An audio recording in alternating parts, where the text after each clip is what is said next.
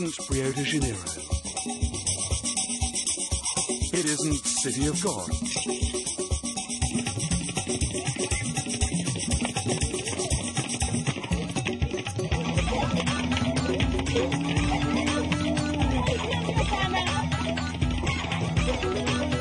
It isn't Mumbai. It isn't Slumdog Millionaire.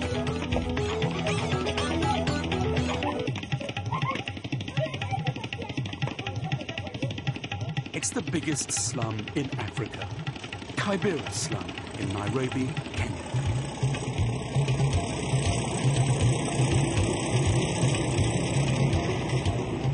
Slumdog Millionaire, City of God, two global hit films about kids and slums. Here in Kibera, they've even made their own, about kids, gangs and music.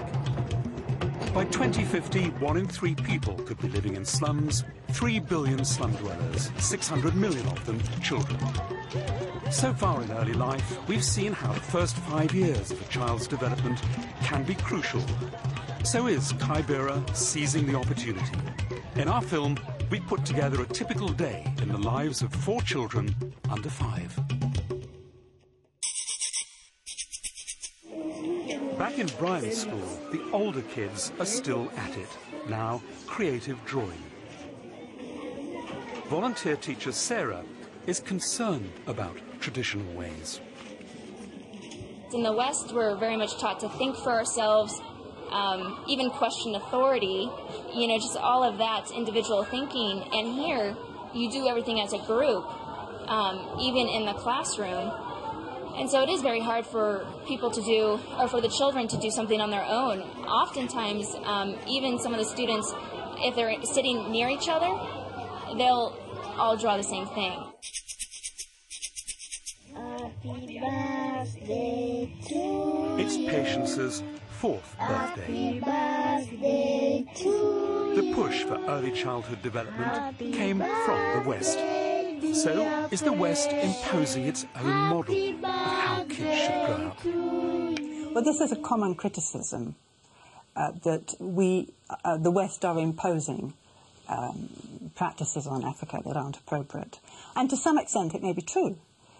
But if you speak to the parents and ask them what they want for their child, you will be amazed that they want their children to be doctors, teachers, nurses. They are very ambitious for their children. And as soon as they understand that the children are not going to have a better life than they're having, which is what most parents want, unless they do something about their early child development, things aren't going to improve. Next year will be Patience's first year at primary school. She could grow up to be, well, anything really. If you give the kids better stimulation in those early years, they will do better in their primary, secondary and tertiary years. They will stay in school. The evidence is overwhelming that if you give them better stimulation in the early years in health and education and nutrition, that if you can get to the kids in those years, then your task in primary, secondary and tertiary is much better. And so it is not a waste of money, it's an investment.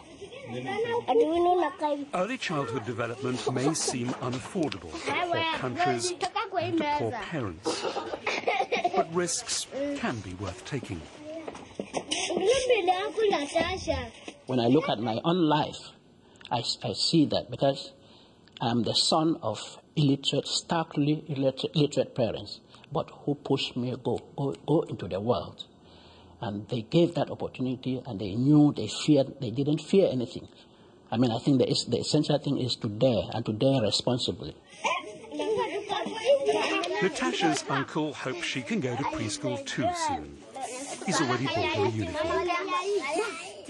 It's been estimated there are 200 million children like Natasha in the world. Many may not recover from a poor start. But for Natasha, at least, there is still hope.